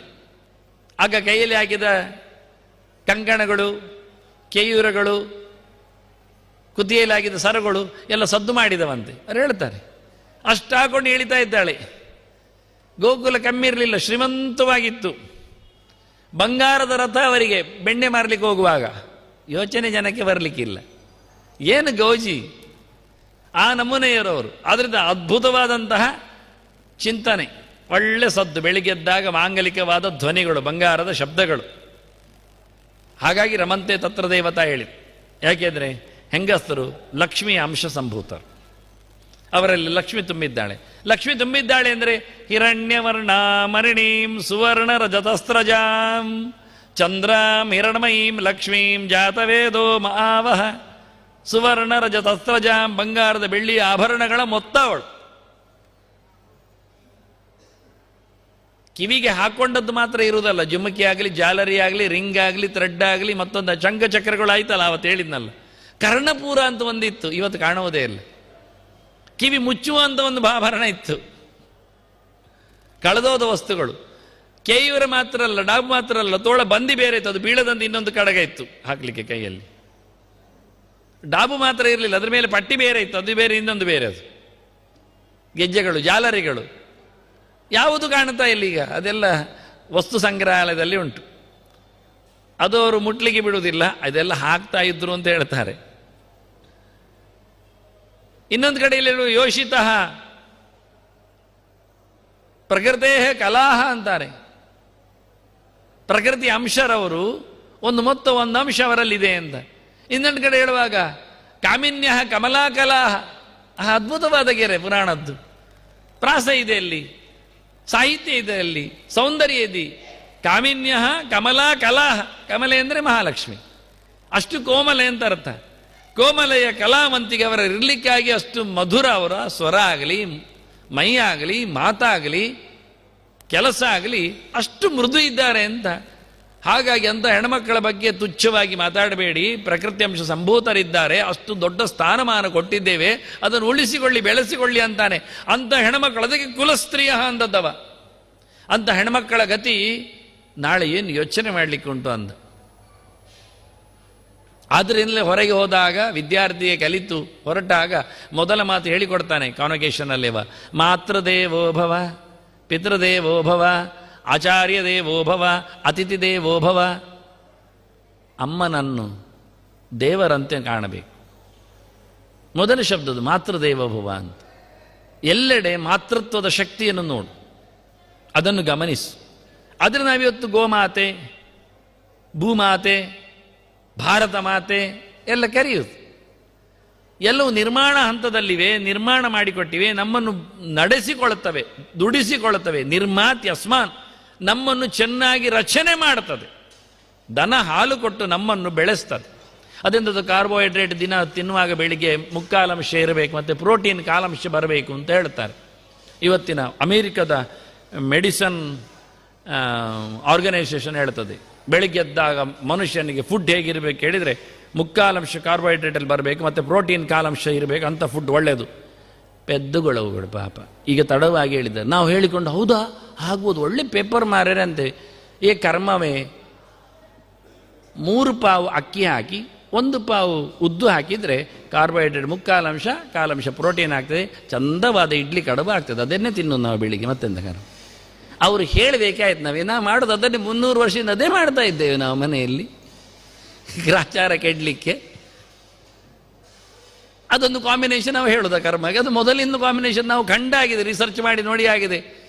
ಸಮ ಉದ್ದು ಹಾಕಿದರೆ ಹೆಚ್ಚಿಗೆ ಆಗ್ತದೆ, ಮೈ ಸ್ವಲ್ಪ ದಪ್ಪ ಆಗ್ತದೆ, ಈ ಕುರ್ಚಿ ಎಲ್ಲ ಹರಿತದೆ, ಆಗ ಹಾಕಲಿಕ್ಕೆ ಬರೋದಿಲ್ಲ. ಮತ್ತೆ 3 ಪಾಲು ಉದ್ದಾಕಿ 1 ಪಾಲು ಅಕ್ಕಿ ಆಗಿದ್ರೆ ಬೋಳಿಸಿ ಹೋಗ್ತದೆ, ಮತ್ತೆ ಆಗುವಂಥದ್ದಲ್ಲ ಅದು ಬದುಕು ನಮ್ಮದು. ನಾವು ನೋಡಿ ಆಗಿದೆ ಎಂತಾಗಿದೆ, ಏನಿರ್ತಾನೆ ಮನುಷ್ಯ, ಸರ್ತವೂ ಇರಬೇಕು ಅಡ್ಡವೂ ಆಗಬೇಕು. ಬಿಟ್ಟು ಪೂರ ಅಡ್ಡ ಆಗಿದ್ರೂ ಆಗುವುದಿಲ್ಲ, ಪೂರ ಸರ್ತ ಆದರೂ ಸಮ ಇಲ್ಲ ಅವ. ಆದರೆ ನಾವು ಕಾಂಬಿನೇಷನ್ ಮಾಡಿ ಆಗಿದೆ. ಎಷ್ಟು ಕಷ್ಟಪಟ್ಟೆಲ್ಲ ನೋಡಿಕೊಂಡಿದ್ದಾರೆ. ಉದ್ದು ಹರಿಯುವ ದಿನ ನೋಡಿ ಹರಿತೇವೆ. ಹರಿಯುವುದು ಅಂತ ಅರ್ಥ, ತೆಗಿಲಿಕ್ಕೆ ಇಲ್ಲಿ ಹೆಸರಾಗಿ ಉರ್ದು ಪರಿಪರಂಡು ಪೋಯಿ ಅಂತಾರೆ ಅವರೆಲ್ಲ, ಗಮ್ಮತ್ ಇರ್ತದೆ. ಅದೆಲ್ಲ ದಿನ ನೋಡಿ ಬಿತ್ತುವುದು, ತೆಗೆಯುವುದು, ಅದಕ್ಕೆ ಗದ್ದೆಗೆ ನಮಿಸುವುದು. ಮೊನ್ನೆ ಈಚೆಗೆ ನಾವು ತೊಡರಿಟ್ಟು ಬರಲಿಲ್ವ ಗದ್ದೆಗೆ, ಓ ಅಂತ ಹೇಳಿಕೊಂಡು ಅಗ್ನಿ ದಗ್ಧಾಷ್ಟಯೇ ಹೇಳಿಕೊಂಡು, ಯಾರೆಲ್ಲ ಏಕುಲಿ ಅಂತ ನಮ್ಮ ವಂಶದಲ್ಲಿ ಯಾರ್ಯಾರು ಸತ್ತೋಗಿದ್ದಾರೆ ಹಾಳಾಗಿದ್ದಾರೆ ಎಲ್ಲ ಅವರಿಗೆ ಸದ್ಗತಿ ಆಗಲಿ ಅಂತ ಹೇಳಿಕೊಂಡು ಕೋಲೆಲ್ಲ ಬೆಂಕಿಯೆಲ್ಲ ನೆಟ್ಟೆಲ್ಲ ಎಷ್ಟು ಗಮ್ಮತ್ತು ಮಾಡಿದ್ದೇವೆ. ಗದ್ದೆಗೆ ಪೂಜೆ ಮಾಡ್ತೇವೆ, ಗದ್ದೆ ಮಣ್ಣನ್ನು ಮನೆಗೆ ತರ್ತೇವೆ, ಖುಷಿಯಲ್ಲಿಟ್ಟುಕೊಳ್ಳುತ್ತೇವೆ. ಅವರೆಲ್ಲ ಮತ್ತೆ ಹೇಳಿದ ನಂತರ ನಮಗೆ ಅಂತ ಅನಿಸ್ತದೆ, ಹೀಗೆಲ್ಲ ಉಂಟು ಹಾಗೆಲ್ಲ ಉಂಟು, ನಗು ಬರ್ತದೆ ಪಾಪ. ಇರಲಿ ಬಿಡಿ. ಅದು ಇವೆಲ್ಲ ನೋಡಿಕೊಂಡು ಮಾಡುವವರೆಲ್ಲ ಯಾರು? ಮನೆ ಹೆಣ್ಮಕ್ಕಳೇ. ಅದರ ನಿರ್ಮಾತಿ, ಅದಕ್ಕೆ ನಾನು ಹೇಳಿದೆ, ನಮ್ಮನ್ನು ತಯಾರಿಸುವವರು ಆ ಕಾಂಬಿನೇಷನ್ಸ್ಗಳಿಂದ, ಅದರ ವ್ಯವಸ್ಥೆಗಳಿಂದ ಹಾಳಾಗದಂತೆ ನೋಡಿಕೊಂಡು, ಹಾಳನ್ನು ಸರಿದೂಗಿಸಿಕೊಂಡು, ಅದರಿಂದ ಮಾತಾ ಅಂದರೆ ನಿರ್ಮಾತ್ರಿ ಅಂತ ಅರ್ಥ. ನಮ್ಮನ್ನು ರೆಡಿ ಮಾಡ್ತಾಳೆ ಅಂತ. ಪ್ರತಿಯೊಂದರಲ್ಲಿಯೂ ನೋವು ಬಂದಾಗ, ಸಂಕಟ ಬಂದಾಗ, ಜ್ವರ ಬಂದಾಗ, ಕಾಯಿಲೆ ಬಂದಾಗ ಒಂದು ಆತ್ಮೀಯವಾದಂತಹ ಒಂದು ತೆಕ್ಕೆ, ಒಂದು ಬೆನ್ನು ತಟ್ಟುವುದು, ಒಂದು ಪೂಸುವುದು, ಮುದ್ದು ಮಾಡುವುದು, ಎಷ್ಟು ದೊಡ್ಡದಾಗಲಿ ಏನಾಗಲಿ ಆ ಖುಷಿ ಇರುತ್ತದೆ. ವಿದುರ ಪಾಂಡವರು ಹೋಗಿ ಆಯಿತು ಕಾಡಿಗೆ 12 ವರ್ಷಕ್ಕೆ ಎಂದು ನೋಡಿ, ಲಾಂಗ್ ಪೀರಿಯಡಿಗೆ ಹೇಗೆ ಹೋದ್ರು ಅಂತ ಕೇಳಿದ, ಹೀಗೀಗೆ ಹೋದ್ರು ಅಂತೆಲ್ಲ ಹೇಳಿದ. ಎಂತ ಮಾಡುವ ಅಂದ ಧೃತರಾಷ್ಟ್ರ. ಇನ್ನು ರೆಡಿ, ಅವನು ಭಾರಿ ಗೌಜಿಯಲ್ಲಿದ್ದಾನೆ. 12 ವರ್ಷ ಬರುವುದಿಲ್ಲ ಇನ್ನು ಅವರು. 1 ವರ್ಷ ಅಜ್ಞಾತವಾಸಲ್ಲಿ ನಾವು ಹೇಳಿದ್ರೆ ಮತ್ತೆ ಬಂದು 12 ವರ್ಷ ಬರುವುದಿಲ್ಲ. ಅವನ ಲೆಕ್ಕದಲ್ಲಿ ಭಾರಿ ಹುಷಾರು ಮಾಡಿದ್ದಾನೆ. ವಿದುನ ಹತ್ರ ಕೇಳಿದ, ಎಂತ ಮಾಡುವ ಅಂದ. ಅವರನ್ನು ಬರಲಿಕ್ಕೆ ಹೇಳಿ ಅರ್ಧ ರಾಜ್ಯ ಕೊಡುವ ಅಂದ. ಹೇಳಲಿಕ್ಕೆ ಎಷ್ಟು ಜೋರಿ ಇರಬೇಡ ನೋಡಿ ವಿದುರ. ಎಂತ ಮಾಡಬೇಕು ಹೇಳಿದ್ದಕ್ಕೆ ಕೂಡಲೇ ಹೇಳಿದವನು ಉತ್ತರ, ಅವರನ್ನು ಬರಲಿಕ್ಕೆ ಹೇಳು, ಅರ್ಧ ರಾಜ್ಯ ಅವರದ್ದು ಕೊಟ್ಟು ಬಿಡು, ಆಯಿತು ಅಂದ. ನೀನು ಯಾವಾಗ ನೋಡಿದ್ಲು ಪಾಂಡವರ ಪಕ್ಷಪಾತಿ, ನೀನು ಅಲ್ಲಿಗೆ ಹೋಗಾಚೆ ಅಂದ. ಹೋಗಿಯೇ ಬಿಟ್ಟ ವಿದುರ. ವಿದುರ ಇಲ್ಲ. ಕೇಳಿಕೊಂಡ ಮತ್ತೆ 1-2 ದಿನ ಆದಾಗ, ವಿದುರ ಎಲ್ಲಿ? ನೀನು ಹೋಗಾಚೆ ಹೇಳಿದ್ದಾನೆ. ಹೋಗಿ ಆಗಿದೆವ ಪಾಂಡವರಲ್ಲಿಗೆ? ಏದಮ್ಮಯ್ಯ ಬರಲಿಕ್ಕೆ ಹೇಳು ಮಾರೆ, ಇನ್ನು ಕಾಡಿಗೆಲ್ಲಿ ಎಲ್ಲಿ ಸತ್ತನೋ ಏನೋ, ಏನು ಪ್ರಾಣಿ ತಿಂದಾಗಿದೋ, ನನಗೆ ವಿದುರ ಬೇಕು ಅಳ್ಳಿಕ್ಕೆ ಶುರು ಮಾಡಿದ. ಬರಲಿಕ್ಕೆ ಹೇಳಿದ. ವಿದುರ ಬಂದ ತಕ್ಷಣ ವಿದುರೋ ಅದನ್ನ ಅಪ್ಪಿಕೊಂಡ. ತಮ್ಮ ನಾನು ಹೇಳಿದ ತಕ್ಷಣ ಹೋಗುದ ಬಾ ಅಂತೇಳಿ ತೆಕ್ಕೆಯಲ್ಲಿ ಹಾಕಿ ಅವನ ಅಪ್ಪಿಕೊಂಡು ಹಣೆಗೆಲ್ಲ ಮುತ್ತು ಕೊಟ್ಟು. ಇದು ಅಮ್ಮನ ಪ್ರೀತಿ ಅಂದರೆ ಹೀಗೆ. ಅಣ್ಣ ತಮ್ಮನ ಕತೆ, ಅಣ್ಣ ತಮ್ಮನ ಕತೆ ಹೀಗಿದ್ರೆ ಇಂಥದ್ದೆಲ್ಲ ಅಣ್ಣ ತಮ್ಮ ಸಿಗುವುದಿಲ್ಲ ಈಗ ಬಿಡಿ. ಅಮ್ಮ ಮಕ್ಕಳ ಕತೆ ಹೇಗಿರಬೇಡ. ಅದನ್ನು ಮಾತ್ರ ದೇವೋಭವ ಅಂತ ಕಲಿತ ಹುಡುಗ ಮನೆಗೆ ಹೋಗುವಾಗ ಸೆಟೆದು ಹೋಗುವುದಲ್ಲ, ಮಂಡೆ ಬಗ್ಗಿಸಿ ಹೋಗು, ಅಮ್ಮನನ್ನು ಕಾಲು ಹಿಡಿದು ಮುಟ್ಟಿ ನಮಸ್ಕಾರ ಮಾಡಿ ದೇವರೊಂದು ಒಪ್ಪಿಕೋ ಅಂತ ಹೇಳಿ ಕಳಿಸ್ಬೇಕಾಯ್ತು ಶಾಲೆಯಿಂದ. ಇವತ್ತು ಶಾಲೆಯಲ್ಲಿ ಟೀಚರ್ ಹೇಳ್ತಾರೆ, ನನ್ನ ಅಮ್ಮ ಕರಿ ಆಯ್ತಾ ಎಂತ ಕತೆ ಹೇಸಿಗೆ ಮಾರಿ ಕೆಪ್ಪೆ ಹೊಡಿಬೇಕು ಕಾಣ್ತದೆ ಕೆಲವೊಮ್ಮೆ. ನಾಚಿಕೆ ಬರ್ತೇನೆ ನಾನು ಹೇಳ್ತೇನೆ. ಅದು ಹೇಳಿಕೊಡುವುದಲ್ಲ, ಶಾಲೆಯಲ್ಲಿ ಹೇಳಿಕೊಡುವುದು ನಿನ್ನ ಅಮ್ಮ ದೇವರು ಅಂತ ಹೇಳಿಕೊಡುದು, ನನ್ನನ್ನು ದೇವರು ಕರಿಬೇಕು ಹೇಳುವುದಿಲ್ಲ. ಇದು ಮತ್ತೆ ಮುನ್ನ ಅವರದ್ದೇ ಸಂಸ್ಕೃತಿ ಬರ್ತದೆ, ಕೂಡಿಸಿನವರದ್ದು. ಸಿಸ್ಟರ್, ಮದರ್, ಫಾದರ್ ಎಲ್ಲ ಆಗುವುದಿಲ್ಲ, ಹೇಳಬೇಡಿ ಅದನ್ನು. ಅದು ಸಂಸ್ಕೃತದಲ್ಲಿ ಹೇಳಿದ್ರು, ಪಿತೃಶ್ರೀ ಹೇಳಿದ್ರು, ಫಾದರ್ ಹೇಳಿದ್ರು, ಎರಡು ಒಂದೇ ಆಗುವುದಿಲ್ಲ. ಗುರುವೇ, ಟೀಚರ್ ಟೀಚರೇ, ಅದು ಕರೆದ್ರೆ ಚಂದ, ಬೇರೆ ಯಾವ ಶಬ್ದ ಇಲ್ಲ. ಅಧ್ಯಾಪಕ, ಶಿಕ್ಷಕ, ಉಪಾಧ್ಯಾಯ, teacher, master, that is over. ಗುರು ಯಾವ ಭಾಷೆಯಲ್ಲಿ ಹೇಗೆ ಬೇಕಾದ್ರೆ. ಅದು ಬಿಟ್ಟು ಅವರನ್ನು ಬೇರೆ ಅನ್ನೋ ಶಬ್ದದಲ್ಲಿ ಕರೀಲಿಕ್ಕೆ ಹೇಳಿದ್ರೆ ಸಂಸ್ಕೃತದ ಸಾಂಸ್ಕೃತಿಕ ಮೌಲ್ಯದ ವಿರೋಧ ಇದೆ, ತಪ್ಪದು. ಯಾವ ಮಾತು ಆಡುವುದಿಲ್ಲ. ವಿಷಯ ಸರಿ. ಜನಿತಾ ಜೊಪನೇತಾ ಚ ಯತ್ತು ವಿದ್ಯಾಂ ಪ್ರಯಚ್ಛತಿ ಅನ್ನದಾತ ಭಯತ್ರಾತ ಪಂಚೈತೆ ಪಿತರ ಸ್ಮೃತ ಎನ್ನುವುದು ಸತ್ಯ. 5 ತಂದೆಯರು ಅಂತ, ಹುಟ್ಟಿಸಿದವ ಇದ್ದಾಗಿ ಉಪನಯನ ಮಾಡಿದವನು ಅಂತ. ಅಷ್ಟರ ಮಟ್ಟಿಗೆ ಹೇಳಿಕೊಟ್ಟವನು ವೇದ ಅಂತ. ಇವರೇನು ವೇದ ಹೇಳಿಕೊಡೋದ? 3ರಲ್ಲಿ 3 ಹೇಳಿಕೊಡುವವರು. ವಿದ್ಯೆ ಅಂದರೆ ವೇದ ವಿದ್ಯಾ, ಯಾ ವಿದ್ಯಾ ಸಾ ವಿಮುಕ್ತಯೇ ಅಂತ. ವಿದ್ಯೆ ಹೇಳಿಕೊಟ್ಟವ ಅಂದರೆ ಮೋಕ್ಷದ್ವಾರವನ್ನು ತೆಗೆಸಿಕೊಟ್ಟವ ಅಂತ ಅರ್ಥ. ಇವರು ದುಡ್ಡು ಮಾಡುವುದು ಹೇಗೆ ಹೇಳಿಕೊಡುವವರು, ಮೋಸ ಮಾಡುವುದು ಹೇಗೆ ಎಂದು ತಿಳಿಸಿಕೊಡ್ತಾರೆ. ಕೊನೆಗೆ ಇಷ್ಟು ಮಾಡಿ ಎಂತ ಮಾಡಿದಂದ್ರೆ ಲೆಕ್ಕ ತಪ್ಪಿಸುವುದು ಹೇಗೆ ಹೇಳಿಕೊಟ್ಟಿದ್ದೇನೆ, ಕಪ್ಪು ಲೆಕ್ಕ ಯಾವುದು ಬಿಳಿ ಲೆಕ್ಕ ಯಾವುದು ಹೇಳ್ತೇನೆ ಹೇಳುದು ಮತ್ತೆಂದು. ಅದನ್ನು ಯಾವ ಕಾಲದಲ್ಲಿ ಅದು ಕರೀಲಿಕ್ಕೆ ಬರುವುದಿಲ್ಲ. ಹೀಗೆ ಮಾತ್ರ ದೇವೋಭವ ಅನ್ನುವ ಸಂಸ್ಕೃತಿಯನ್ನು ಬಿಡಿಸಿದ್ದು, ಎಳೆದದ್ದು ಹೆಣ್ಮಕ್ಕಳ ವಿಷಯದಲ್ಲಿ ಅನ್ನವರು ಶಾಲೆ ಬರಲಿಲ್ಲ. ಹಾಗಾಗಿ ಅವರಿಗೆ ಸಂದೇಶ ಅಲ್ಲಿ ಇಲ್ಲ. ನಿಜವಾಗಿ ಅವರಿಗೆ ಸಂದೇಶ ಇರುವುದು ಮಾವನ ಮನೆಯಲ್ಲಿ, ತಾಯಿ ಮನೆಯಲ್ಲಿ. ಮತ್ತೆ ಹೊರಟಾಗ ಅವ್ರಿಗೆ ಹೇಳುವುದೇನು ಗೊತ್ತಾ? ಪತಿ ದೇವೋಭವ ಅಂತ. ಯಾರು ಒಪ್ತಾರಿಲ್ಲ ನನಗೆ ಗೊತ್ತಿಲ್ಲ. ಆಚಾರ್ಯ ಮಧ್ವರು ಭಾಷ್ಯ ಬರೀತಾರೆ, ಹರಿರಸ್ಮಿನ್ ಸ್ಥಿತ ಇತಿ ಸ್ತ್ರೀಣಾಂತು ಹರಿಭಾವನಾ ಅಂತ. ಗಂಡನಲ್ಲಿ ದೇವರು ಇದ್ದಾನೆ ಎನ್ನುವ ನೆಲೆಯಲ್ಲಿ ಅವರ ಉಪಚಾರದಲ್ಲಿ ನೆಲೆಗೊಳ್ಳುವುದನ್ನು ನಾವು ಪತಿದೇವೋಭವ ಹೇಳುವುದು ಅಂತಾರವರು. ಹೇಗೆ ತಾಯಿಯಲ್ಲಿ ದೇವತ್ವ ಇದೆ ಅಂತ ನಂಬಿಕೊಂಡು ಬದುಕುವ ಕಥೆಯನ್ನು ಹೇಳಿಕೊಟ್ಟರೋ ಹಾಗೆ ತಂದೆಯಲ್ಲಿ ಹೇಗೆ ದೇವತ್ವವನ್ನು, ಗುರುಗಳಲ್ಲಿ ಹೇಗೆ ದೇವತ್ವವನ್ನು, ಅತಿಥಿಯಲ್ಲಿ ಹೇಗೆ ದೇವತ್ವವನ್ನು ಕಾಣುವ ಕಥೆ ಉಂಟೋ, ಯಮನೇ ನಚಿಕೇತ ಬಂದಾಗ ಅತಿಥಿ ದೇವೋಭವ ಅಂದ.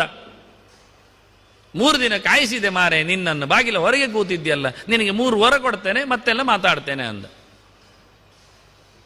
ಅತಿಥಿ ಅಂದರೆ ಹಾಗೆ. ಯಮನ ಲೋಕದ ಬಾಗಿಲಲ್ಲಿ ನಿಂತಿದ್ದಾನವ ನಚಿಕೇತ. ಅಪ್ಪ ಹೇಳಿಬಿಟ್ಟಿದ್ದಾನೆ. ಅವೆಂಥದ್ದು ಬಡಕಲು ಹಾಳಾದ್ದು ದನ ಎಲ್ಲ ದಾನ ಮಾಡ್ತಿದ್ದ ಅಪ್ಪ. ಇವಾಗ ಕೇಳಿಬಿಟ್ಟ ನಚಿಕೇತ, ಅಪ್ಪ ನನ್ನನ್ನು ಯಾರಿಗೆ ಕೊಡ್ತಿ? ಮತ್ತೆ ದಾನ ಮಾಡ್ತಾ ಇದ್ದಾನೆ ದನವನ್ನು. ಮತ್ತೆ ಪುನಃ ಅದೆಲ್ಲ ಪೀತು ಹೋದಾಗ ಜಗದತ್ರನ ಇನ್ನದು ನೀರು ಕುಡಿಯುವುದಿಲ್ಲ, ಹುಲ್ಲು ತಿನ್ನುವುದಿಲ್ಲ, ಅಂಥ ದನಗಳನ್ನು ದಾನ ಮಾಡುದವ. ಅದನ್ನು ನೋಡಿ ಇವನಿಗೆ ಹೇಸಿಯಾಗಿ, ಅಪ್ಪ ನನ್ನನ್ನು ಯಾರಿಗೆ ಕೊಡ್ತಿ? ಯಾಕೆ ನಾನು ಸ್ವಲ್ಪ ಗಟ್ಟಿಮುಟ್ಟಿ ಯಾರಿಗಾದ್ರೂ ಕೆಲಸ ಮಾಡಲಿಕ್ಕೆ ಆದೇನು, ನನ್ನನ್ನು ದಾನ ಕೊಟ್ಟರೆ ನನ್ನನ್ನು ನಾನೇ ಯಾರು ಮಾಡಿ ಕೊಡ್ತಿ ಹೇಳಿದ. ಮತ್ತು ಮಗನ ದಾನ ಮಾಡ್ತಾ ಇದ್ದಾನೆ ದನಗಳನ್ನು. ಮತ್ತು ಕೇಳಿಬಿಟ್ಟ 3ನೇ ಸತಿಗಳು, ಅಪ್ಪ ನನ್ನನ್ನು ಯಾರಿ ದಾನ ಮಾಡ್ತಿಂದ? ಮೃತ್ಯವೇತ್ವಾದ ದಾನಿ ಅಂದ. ನಿನ್ನನ್ನು ಯಮನಿ ಕೊಡ್ತೇನೆ ಅಂದ.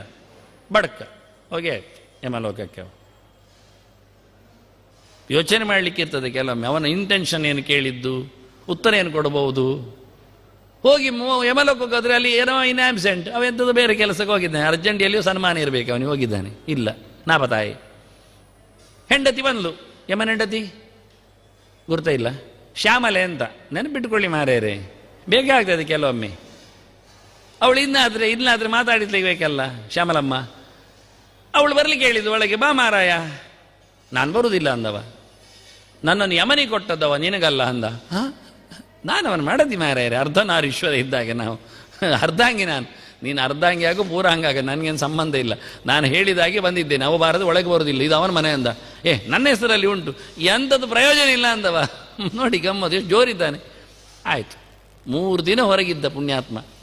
ಯಮ ಬರಬೇಕೋ ಬಂದ. ಅತಿಥಿ ಕಾಯಿಸಿದೆ, 3 ದಿನ ಕಾಯಿಸಿದ್ದಕ್ಕೆ ನಿನಗೆ 3 ವರ ಫ್ರೀ ತಕೋ ಅಂದ. ಇಂಥದ್ದು ಬೇಕ್ರಿ, ನಾವು ಹೋಗುದಾದ್ರೂ ಯಮಲೋಕಕ್ಕೆ ವರ ಸಿಗುವ ಹಾಗೆ ಹೋಗ್ಬೇಕು. ಆಬ್ಸೆಂಟ್ ದಿನ ಹೋದರೆ ಭಾರಿ ಖುಷಿ ಇರ್ತದೆ. ಅಂತ ಸಾಧನೆ ಮಾಡಿರ್ಬೇಕು ನಾವು ಆಗ. ಹಾಗೆ ಅತ್ಯಂತ ಎತ್ತರದಲ್ಲಿ ಹೆಣ್ಮಕ್ಕಳ ಚರಿತ್ರೆ ವಾಸ್ತವವಾಗಿ ಪತಿ ದೇವತ್ವವನ್ನು ನೋಡುವಂಥ ಕತೆ ಅವರಲ್ಲಿ. ಶಕುಂತಲೆ ದುಷ್ಯಂತನ ಹತ್ರ ಬಂದ್ಲು. ಸರ್ವದಮನನ್ನು ಕರ್ಕೊಂಡ್ಬಂದಿದ್ದಾಳೆ. ಬೆಳೆದಿದ್ದಾನೆ ಹುಡುಗ, ಸುಮಾರು ಸಮಯ ಆಗಿದೆ, 12 ವರ್ಷ ಜಾಸ್ತಿ ಆಗಿದೆ, ಬರಲಿಲ್ಲವ. ಇವಳೇ ಕರ್ಕೊಂಬಂದದ್ದು, ಎಲ್ಲ ಋಷಿಗಳು ಹೇಳಿ ಹೋಗುವಂದದ್ದು. ಹೇಳ್ತಾಳೆ ಅವಳು, ನನಗೆ ನೀನು ಬೇಕು ಅಂತ. ಜನ ಇಲ್ವ? ಬೇಕಾದಷ್ಟಿದ್ದಾರೆ, ವಿಷಯ ಅಲ್ಲ. ಮಿತಂ ದದಾತಿ ಹಿ ಪಿತ ಮಿತಂ ಮಾತಾ ಮಿತಂ ಭ್ರಾತ ಮಿತಂ ಸುತಃ ಅಮಿತಸ್ಯ ಹಿ ದಾತಾರಂ ಕಾಪತಿಂ ನಾಭಿನಂದತಿ. ಅವಳು ಕೇಳಿದ ಮಾತಿದು. ಅಪ್ಪ ಕೊಡ್ತಾನೆ ಇಷ್ಟೇ, ಅಣ್ಣ ಕೊಡ್ತಾನೆ ಅಷ್ಟೇ, ಮಕ್ಕಳು ಕೊಡ್ತಾರೋ ಅಷ್ಟೇ. ಆದರೆ ಗಂಡ ಕೊಡುವಷ್ಟು ಯಾರು ಕೊಡುವುದಿಲ್ಲ. ಏನನ್ನೇ ಆಗಲಿ, ಪ್ರೀತಿಯಾಗಲಿ, ಸುಖವಾಗಲಿ, ಸಂಪತ್ತಾಗಲಿ, ಆರೈಕೆ ಆಗಲಿ, ಎಂಥದೇ ಆಗಲಿ, ಯಾವ ಹೆಣ್ಮಗಳು ಸಹ ಗಂಡನಿಗಿಂತ ಮಿಗಿಲಾದ ಇನ್ನೊಂದು ವ್ಯಕ್ತಿಯನ್ನು ಹೇಳುವುದೇ ಇಲ್ಲ ಅಂದವಳು.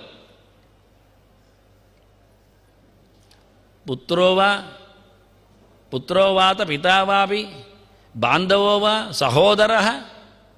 ನೀವು ಯಾರನ್ನು ಬೇಕಾದ್ರೆ ಕರ್ಕೊಂಡು ಬನ್ನಿ, ಇವು ಯಾರು ಸಹ ಸತೀನಾಂ ಕುಲಜಾತೀನಾಂ, ಒಳ್ಳೆ ಉತ್ತಮ ಮಟ್ಟದ ವಂಶ ಪರಂಪರೆ ಉಳ್ಳ ಸಹಜವಾದ ಯೋಚನೆ ಉಳ್ಳಂಥ ಹೆಣ್ಮಕ್ಕಳಿಗೆ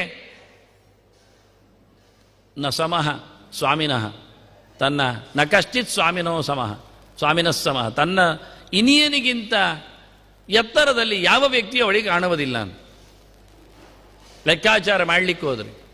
ಶತಾಧಿಕ ಸಮಃ, ಶತಾಧಿಕ ಪುತ್ರ ಸಮಃ ಅಂತ, 100ಕ್ಕಿಂತಲೂ ಮಿಗಿಲಾದ ಮಕ್ಕಳಿಗಿಂತ ಮಿಗಿಲಾದವನು 100 ಗಟ್ಟಲೆ ಮಕ್ಕಳು. ಶತಪುತ್ರಾಧಧಿಕ. ನಿಜವಾಗಿ ಸ್ತ್ರೀಯರಿಗೆ ಇಷ್ಟ ಆಗುವನು. ಸತೀನಾಂ ವೈ ಪತಿರ್ನೃಪ, ಬಹಳ ಇಷ್ಟ. ಪ್ರೀತಿಯಲ್ಲಿ ಅಕ್ಕರೆಯಲ್ಲಿ 100 ಗಟ್ಟೆ ಮಕ್ಕಳಿಗಿಂತ ಮಿಗಿಲು, 100 ಮಕ್ಕಳಿಗಿಂತ ಮಿಗಿಲು ಗಂಡನ ಪ್ರೀತಿ. ಕಾಂತಾನಾಂ ಕಾಂತ ವಿಚ್ಛೇದ ಶೋಕ ಪರಮದಾರುಣ. ಹೆಣ್ಮಕ್ಕಳಿಗೆ ಗಂಡು ಕಳೆದು ಹೋಗುವುದು, ಗಂಡ ಇಲ್ಲಾಗುವುದು ಅಂದರೆ ಅತ್ಯಂತ ಕಷ್ಟವಾದ ದಾರುಣವಾದ ಪ್ರಸಂಗ. ನೋಡ್ತಾ ಇದ್ದೇನೆ ಅರ್ಜುನ. ಪ್ರದುಷ್ಯಂತಿ ಕುಲಸ್ತ್ರೀಯ, ಅದಕ್ಕೆ ಕುಲಸ್ತ್ರೀಯ ಶಬ್ದ ಆಗಿದೆ. ಹೆಣ್ಮಕ್ಕಳು ತಮ್ಮ ಬಾಳಿನ ಬೆಳಕನ್ನು ಕಳ್ಕೊಂಡ್ರೆ ಏನಾಗ್ತಾರೆ, ಸಮಾಜ ಹೇಗಿರ್ತದೆ? ಬಹಳ ಕಷ್ಟವಾದ ದಾರುಣವಾದ ಪ್ರಸಂಗವನ್ನು ಯೋಚನೆ ಮಾಡಿಕೊಂಡ. ಅದಕ್ಕಾಗಿ ಮತ್ತೆ ಮತ್ತೆ ಹತ್ತು ಕೇಳುತ್ತಾ ಇದ್ದಾನೆ ಕೃಷ್ಣ. ಏನಾಗತ್ತೆ? ನರಕ. ಇದ್ದು ನರಕ, ಸಮಾಜ ನರಕ, ನಮ್ಮ ಪರಿಸ್ಥಿತಿ ನರಕ. ನಮ್ಮ ಹೋರಾಟಕ್ಕೆ ಬಂದ ಮಕ್ಕಳ ಬಾಳಿನ ಅದು ನರಕತನ. ಪಿತಾ ರಕ್ಷತಿ ಕೌಮಾರೆ, ಭರ್ತ ರಕ್ಷತಿ ಯೌವನೆ, ರಕ್ಷಂತಿ ಸ್ಥಾವಿರೇ ಪುತ್ರಾಹ ನಸ್ತ್ರೀ ಸ್ವಾತಂತ್ರ್ಯಮರ್ಹತಿ. ನನಗೀಗ ಎಲ್ಲರೂ ಹೊಡಿಲಿಕ್ಕೆ ಶುರು ಮಾಡ್ತಾರೆ. ಓಹ್, ಬಹಳ ಚಂದ ಶಬ್ದ ಹೇಳಿದ್ದಾರೆ. ನಾನೆಲ್ಲಿ ಹೇಳಿದ್ದು? ನಿಮಗಿದಕ್ಕೆ ಪ್ಯಾರಲರ್ ಆಗಿ ಇನ್ನೊಂದು ಶಬ್ದ ಹೇಳುತ್ತೇನೆ. ನೀವು ಇದು ಮಾತ್ರ ಕೇಳಿರ್ಬೋದು, ಕೇಳಿದರೆ ಯಾರಾದರೂ ಬೈಯುವ ಮಾತುಗಳಲ್ಲಿ. ಅದು ಮಹಿಳೆಯರೇ ಬೈಯುವುದರಲ್ಲಿ ಸೇರಿಸಿಕೊಳ್ತಾರೆ ಬಿಡಿ. ಪಿತಾ ಕೌಮಾರ ಕಾಲೇತು ಸದಾ ಪಾಲನಕಾರಕ, ಮಧ್ಯೆ ಪತಿ ಮಧ್ಯೆ ಭ್ರಾತಾ ಮಧ್ಯೆ ಸುತಃ ಶೇಷೆ ತ್ರಿಧಾವಸ್ಥಾ ಸುಯೋಷಿತಾಂ. ಇನ್ನೊಂದು ಪ್ಯಾರಲರ್ ಆದ ಮಾತು ಇನ್ನೊಂದು ಪುರಾಣಗಳಲ್ಲಿ. ಆಗ ಅರ್ಥ ಆಗತ್ತೆ ಹೇಗಿರ್ತದೆ ಅಂತ. ನಾನು ನಂದಿನ ಮಾತನ್ನು, ಮೊದಲ ಮಾತನ್ನು ಮತ್ತೆ ಹೇಳುತ್ತೆ, ಆಗ ಅರ್ಥ ಮಾಡಿಸ್ಲಿಕ್ಕೆ ಆಗತ್ತೆ. ತಂದೆಯಾದವ ಯಾವಾಗಲೂ ಹೆಣ್ಮಕ್ಕಳ ಬದುಕನ್ನು ಚೆನ್ನಾಗಿ ನೋಡಿಕೊಳ್ಳಬೇಕಾದವ. ಬಹಳ ಸ್ಪಷ್ಟವಾಗಿ ಹೇಳಿದರು ಅವರು. ಪಿತಾ ಕೌಮಾರ ಕಾಲೇತು ಸದಾ ಪಾಲನಕಾರಕ ಅಂತ. ಹೆಣ್ಮಕ್ಕಳ ಎಳವೆಯಲ್ಲಿ ಅವರಿಗಿನ್ನೂ ಮಾರನ ಉಪಟಳ ಬಾರದಿದ್ದಾಗ, ಮನ್ಮಥನ ಪೀಡೆ ಆಗದೇ ಇದ್ದಾಗ, ಕೌಮಾರ ಅವಸ್ಥೆಯಲ್ಲಿ ತಂದೆ ಚೆನ್ನಾಗಿ ನೋಡಿಕೊಳ್ಳಬೇಕು. ಊಟೋಪಚಾರಗಳಲ್ಲಿ, ಬುದ್ಧಿ ಶಿಕ್ಷಣದಲ್ಲಿ, ಉಡುಗೆ ತೊಡುಗೆಗಳಲ್ಲಿ, ಸಾಂಸ್ಕೃತಿಕ ಮೌಲ್ಯಗಳಲ್ಲಿ, ನಡತೆ ವಿಷಯಗಳಲ್ಲಿ ಎಲ್ಲ ಟ್ರೆಡಿಷನ್ಸ್ಗಳು. ಭರ್ತ ಮಧ್ಯೆ, ನಡು ವಯಸ್ಸಿನಲ್ಲಿ ಗಂಡನೇ ಪೂರ್ತಿ ಸರ್ವಸ್ವ. ಸುತಃ ಶೇಷೆ, ಕೊನೆಯ ಹೊತ್ತಿನಲ್ಲಿ, ಉಳಿದ ಹೊತ್ತಿನಲ್ಲಿ ಮಕ್ಕಳು. ತ್ರಿಧಾವಸ್ಥಾ ಸುಯೋಷಿತಾಂ, ತ್ರಿಧಾವಸ್ಥಾ ಸುಯೋಷಿತಾಂ ಅಥವಾ ತ್ರಿಧಾವಸ್ಥಾ ಸುಯೋಷಿತಾಂ, ಹೇಗೆ ಬೇಕಾದ್ರೆ ಮಾಡಿ. 3 ಅವಸ್ಥೆಗಳು ಹೆಣ್ಮಕ್ಕಳತ್ತು: ಎಳವೆ, ಬೆಳೆವೆ ಮತ್ತೆ ಅಳಿವಿನಂಚಿನಲ್ಲಿ ಕೊನೆಗೆ. ಈಗ ನಮ್ಮದು ವೃದ್ಧಾಶ್ರಮ ಎಲ್ಲ ತೆರೆದದ್ದು ನೋಡಿದಾಗ ನಾನು ಕೊನೆ ಅಂಚಿನ ಬಗ್ಗೆ ಮಾತಾಡಬೇಕಾಗಿಲ್ಲ. ಮಕ್ಕಳಿದ್ದರೂ ಚಿಂತೆ, ಮಕ್ಕಳಿಲ್ಲದಿದ್ದರೂ ಚಿಂತೆ ಹೇಳಿಕೊಂಡ ಹಾಗೆ ಈಗ ಯಾರಿಗೂ ಮಕ್ಕಳಿದ್ದರೂ ಚಿಂತೆ ಇಲ್ಲವೇ ಇಲ್ಲ. ಈಗ ಬಿಟ್ಟು ಹೋಗ್ತಾನೆ ಅವನು ಆರಾಮವಾಗಿ, ಸ್ವಲ್ಪ ಸಮಯದಲ್ಲಿ ದುಡ್ಡು ಕಳಿಸ್ತಾನೆ, ಮತ್ತೆ ಅವನು ಫೋನ್ ಕಟ್ ಮಾಡ್ತಾನೆ. ಆನಂತರ ಅವರೆಲ್ಲಿಯಾದರೂ ಕಾಂಟ್ಯಾಕ್ಟ್ ಮಾಡಿದರೆ ನೀವೆಲ್ಲ ಮುಗಿಸಿ ಹೇಳ್ತಾನೆ, ಅಲ್ಲಿಗೆ ಆಯಿತು, ಮುಗಿದಾಗಿದೆ ಅಲ್ಲ, ಇನ್ನು ಮುಗಿಸಿ. ಇವತ್ತೆಲ್ಲ ನಡೀತಾ ಉಂಟದೆಲ್ಲ. ಇದನ್ನು ಭಾಳ ಚಂದವಾಗಿ ಹೇಳಿದ್ರಿಂದ ಈಗ ನಿನಗೆ ನಾನು ಮೊದಲ ಗೆರೆ ಅರ್ಥ ಹೇಳ್ಬೋದು ಈಗ ಧೈರ್ಯದಲ್ಲಿ. ಪಿತಾ ರಕ್ಷತಿ ಕೌಮಾರೆ, ಭರ್ತ ರಕ್ಷತಿ ಯೌವನೆ, ರಕ್ಷಂತಿ ಸ್ಥಾವಿರೇ ಪುತ್ರಾಹ ನ ಸ್ತ್ರೀ ಸ್ವಾತಂತ್ರ್ಯಮರ್ಹತಿ. ಅಂದ್ರೇನರ್ಥ? ಹೆಣ್ಣಿಗೆ ಅವಳನ್ನೇ ನೋಡಿಕೊಳ್ಳುವ ಪರಿಸ್ಥಿತಿಯನ್ನು ಮಾಡಬೇಡಿ ಅಂದದವ. ಅವಳ ಕಾಲಿನ ಮೇಲೆ ಅವಳ ಜವಾಬ್ದಾರಿಯನ್ನು ಅವಳನ್ನು ನೋಡಿಕೊಳ್ಳುವಂಥ ಪರಿಸ್ಥಿತಿಗೆ ಒಡ್ಡಬೇಡಿ ಅವಳನ್ನು. ಎಳೆವೆಯಲ್ಲಿ ಅಪ್ಪ ನೋಡಿಕೊಳ್ಳಬೇಕು, ಬೆಳವೆಯಲ್ಲಿ ಗಂಡ ನೋಡಿಕೊಳ್ಳಬೇಕು, ಇಳಿ ವಯಸ್ಸಿನಲ್ಲಿ ಮಕ್ಕಳು ನೋಡಿಕೊಳ್ಳಬೇಕು. ಇದು ಹೆಣ್ಮಕ್ಕಳ ಮೇಲಿರತಕ್ಕ ವ್ಯವಸ್ಥೆ. ಇದು ಕೆಡಿಸಬೇಡ. ಅವರಿಗೆ ದಿಕ್ಕುಪಾಲು ಇಲ್ಲದಾಗಿ ಮಾಡಬೇಡ, ಅನಾಥರನ್ನಾಗಿಸಬೇಡ. ಹೇಳಿಬಿಟ್ರೆ ಹೆಣ್ಣಿಗೆ ಸ್ವಾತಂತ್ರ್ಯ ಹೇಳಿದ್ರು, ಹೊರಕ್ಕೆ ತರಬೇಕು, ಅವರಿಗೆ ಕುಡುಗೋಲಲ್ಲಿ ಹೊಡಿಬೇಕೆಲ್ಲ ಶುರು ಮಾಡಿದ್ರು. ಅವ್ರು ಹೇಳಿದ್ದು ಅವಳ ಪಾಡಿಗೆ ಬದುಕಿ ಬೆಳೆಯುವಂಥ ಪರಿಸ್ಥಿತಿಯನ್ನು ಒಡ್ಡಬೇಡ ಹೇಳಿದ್ದು. ಸಮಾಜದ ಒಂದು ನಿಜವಾದ ಜವಾಬ್ದಾರಿಯನ್ನು ಇಲ್ಲಿ ಹೇಳಿದ್ದವರು. ಅವನು ಏನು ಹೇಳಿದ ಎನ್ನುವುದೇ ಅರ್ಥ ಆಗಲಿಲ್ಲ ನಮಗೆ. ನಾನು ಹಾಗೆ ಹೇಳಿದಾಗೆ ಮಹಾಭಾರತವನ್ನು ಓದಿರಿ ಅಂತ ವೇದವ್ಯಾಸರು ಕೊಟ್ಟದ್ದೇ ನಮಗೆ ಗೊತ್ತಾಗಲಿಲ್ಲ. ಹೌದಾ, ಹಾಗೆ ಹೇಳಿದ್ದಾರ? ಕೆಲವರು ಕೇಳುದು ಬೇರೆ ಅರ್ಥ ಇಲ್ಲೋ ಅದಕ್ಕೆ. ಎಲ್ಲ ಅರ್ಥ ಉಂಟು, ಬೇರೆ ಅರ್ಥ ಉಂಟು. ಓದದವರಿಗೆ ಬೇಡದ್ದೇ ಅರ್ಥ ಆಗ್ತದೆ, ಮತ್ತೆಂತ ಮಾಡುದು? ನಮಗೆ ಅಂತ ಹೇಳಿದ ನಂತರ ನಾವು ಮತ್ತೆ ಬದಲಾಯಿಸುವುದು ಎಲ್ಲಿಗೆ? ಯಾರು ಹೇಳಬೇಕು ಬೇರೆ ಅಂತ? ಅದನ್ನು ಹೆಣ್ಣನ್ನು ಅವಳ ಪಾಡಿಗೆ ಅವಳು ತನ್ನನ್ನು ನೋಡಿಕೊಳ್ಳುವಂತಹ ಪರಿಸ್ಥಿತಿಯನ್ನು ತರಬೇಡ. ಇದು ಜವಾಬ್ದಾರಿ, ಸಮಾಜದ ಜವಾಬ್ದಾರಿ. ಇದನ್ನು ಯೋಚನೆ ಮಾಡಿಕೊ ಅಂದು. ಈ ರೀತಿಯಾಗಿ ಹೆಣ್ಮಕ್ಕಳಿಗಿರತಕ್ಕಂಥ ಅತ್ಯಂತ ಪ್ರಶಸ್ತವಾದ ಎತ್ತರದ ಮೌಲ್ಯ ಅದನ್ನು ನೋಡಿ ಅವ ಹೇಳಿದ ಪ್ರದರ್ಶಂತಿ ಕುಲಸ್ತ್ರೀಯ ಅಂದ. ಈಗ ಯಾರು ನೋಡಿಕೊಳ್ಳಿಕ್ಕಿದ್ದಾರೆ? ಮಕ್ಕಳು ಸತ್ತಿದ್ದಾರೆ, ತಂದೆ ಸತ್ತಿದ್ದಾರೆ, ಮಾವ ಸತ್ತಿದ್ದಾರೆ, ಅಣ್ಣ ಸತ್ತಿದ್ದಾನೆ. ನೋಡಿ ಹೇಳುದು ಈಗ ನೋಡಿ ಅರ್ಜುನ ನೋಡ್ತಾ ಇದ್ದಾನೆ ಹೇಗೆ ಅಂತ. ಸ್ವಜನಂ ಅಂದ. ಹೆಣ್ಮಕ್ಕಳು ನಮ್ಮ ದೇಶದ ದೊಡ್ಡ ಆಸ್ತಿ. ಯಾಕೆ? ಧೀಮಂತವಾದ ಸಮಾಜವನ್ನು ನಿರ್ಮಾಣ ಮಾಡ್ತಾರವ್ರು ಭದ್ರವಾಗಿ. ಆದರೆ ಅವರೇ ಅಭದ್ರ ಸ್ಥಿತಿಯಲ್ಲಿದ್ದರೆ ಅವರಿವತ್ತು ಹೋರಾಟಕ್ಕೆ ಬಂದ ತತ್ರ ಪಶ್ಯತ್ ಪಿತರನ್ ಪಾರ್ಥ ಪಿತಾಮಹಾನ್ ಆಚಾರ್ಯಾನ್ ಮಾತುಲಾನ್ ಭ್ರಾತೃನ್ ಎಂತ ಹೇಳುವಂತ ಪುತ್ರಾನ್ ಪೌತ್ರಾನ್. ಮಕ್ಕಳು ಬಿಡಿ, ಮೊಮ್ಮಕ್ಕಳು ಇಲ್ಲ, ಕಳ್ಕೊಂಡಿದ್ದಾರೆ ಕೆಲವು ಹೆಂಗಸರು. ಎಂತ ಮಾಡುವ ಈಗ? ಯಾರ ಊರುಗೋಲಲ್ಲಿ ಬದುಕಬೇಕು ಅವರು?